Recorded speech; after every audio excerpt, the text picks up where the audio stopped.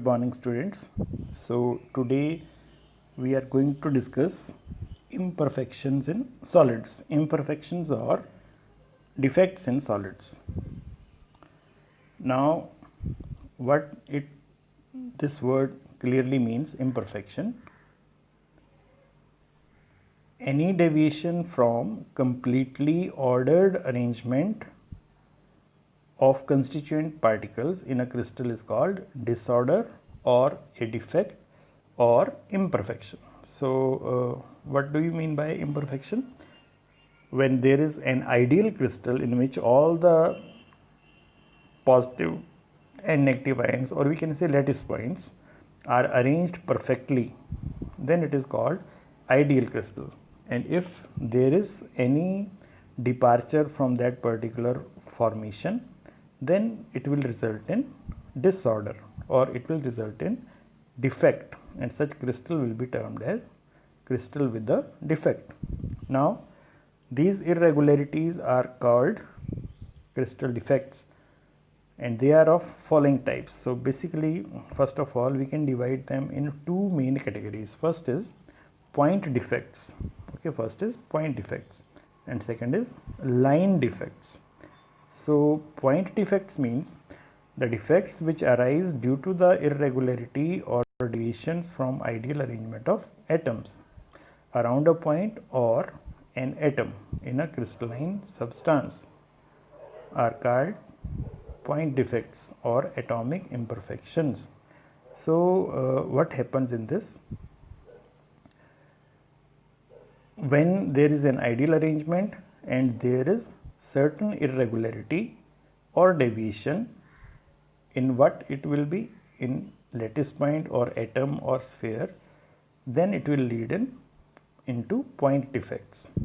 Okay, or we will say atomic imperfections or atomic defects. Similarly, line defects, the defects which arise due to irregularities or deviations from ideal arrangement in entire row of lattice points. Now see, when there is some change in particular direction, all the spheres which are in that particular direction along a particular length, then such defect is called line defect. Now we are going to discuss point defects in solids. Now we can divide these defects in two main categories. First is vacancy defect and second is interstitial defect. Interstitial defects are also further divided into defects in stoichiometric crystals and defects in non-stoichiometric crystals and impurity defects. So in this particular session we are going to discuss defects in stoichiometric crystals. Till this only we are going to discuss defects in non-stoichiometric crystal, and impurity defects they will be discussed in the next session. Okay, now we will start with first one. First one is vacancy defect. Now look at the picture. There is one missing atom or one missing lattice point or one missing sphere. So this type of defect is vacancy defect. So how we can define vacancy defects? When some of the lattice sites are vacant, the crystal is said to have vacancy defect. Now suppose there is a vacancy defect, then what will happen? This results in decrease in density of the substance.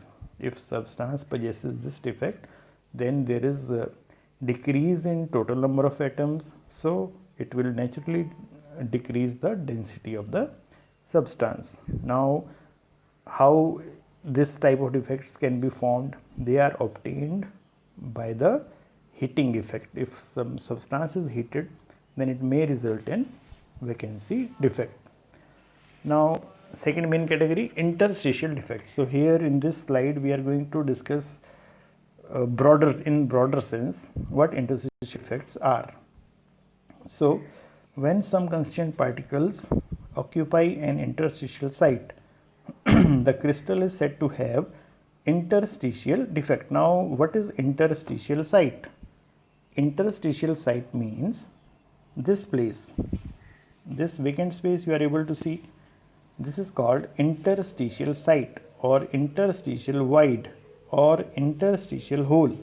Now these all are interstitial sites. Now if certain atom or molecule occupy this interstitial site, then that leads to interstitial defect. Now this defect increases the density of the substance. Now here in this particular picture, if you will see, then there is no change in density because the atom which is occupying the interstitial site, here this one is interstitial site occupancy.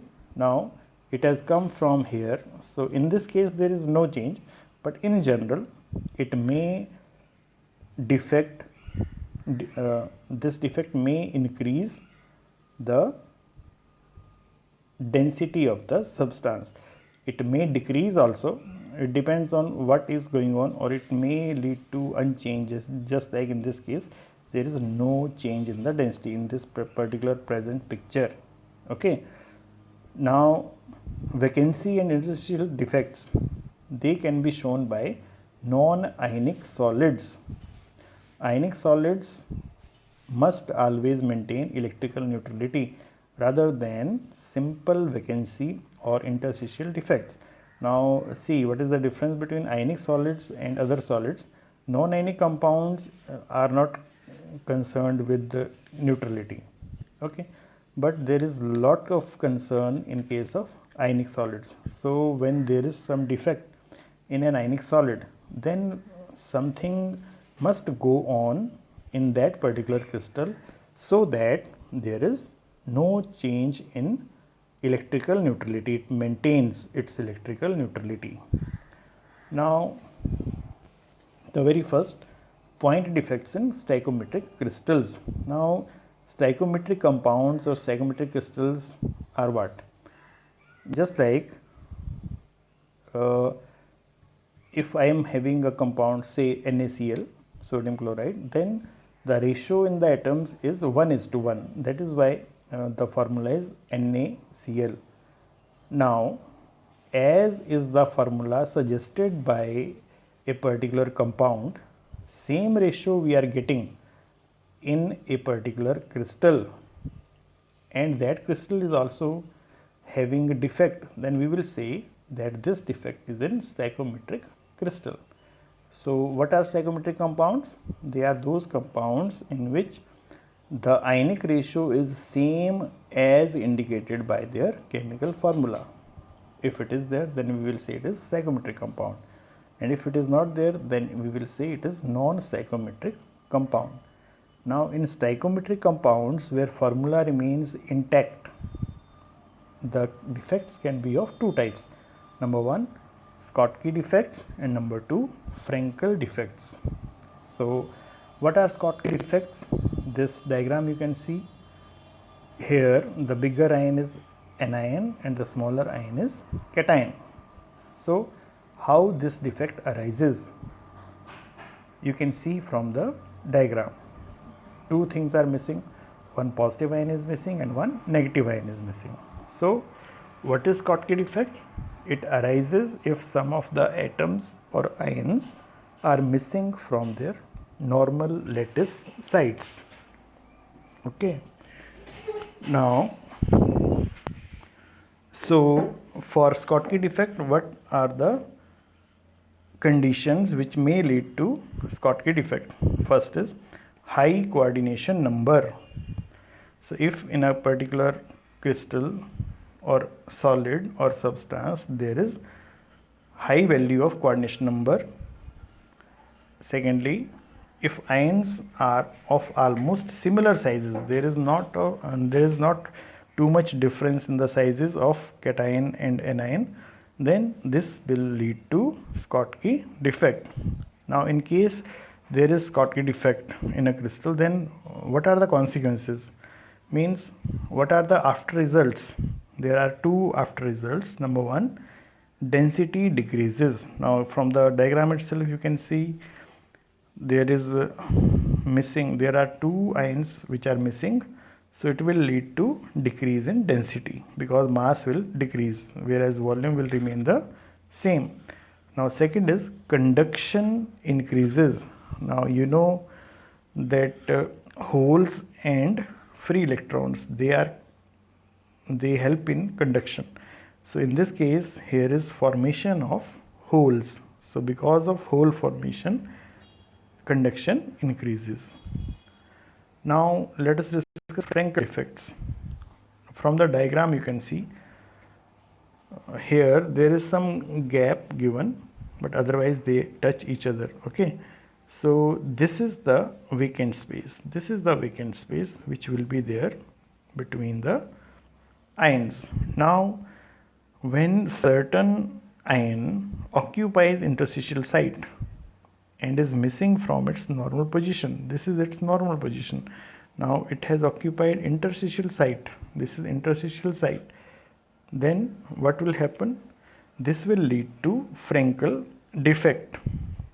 Okay, so in case of Schottky defects, what happens? Equal number of ions are missing. But in case of Frankel defect, what happens? A particular atom occupies interstitial site. Okay, now what are the conditions which may cause Frankel defect? First is coordination number is low. Second is anions are much larger in size than the cations. If these two things exist, then we will say that there may occur Frankel defect in the crystal. Now if Frankel defect is there in a crystal, then what will be the consequences? Very first, density remains unchanged. Now see, in this case density remains unchanged because the total number of ions are same. Second, conduction increases. Now why conduction increases? Because there is formation of hole.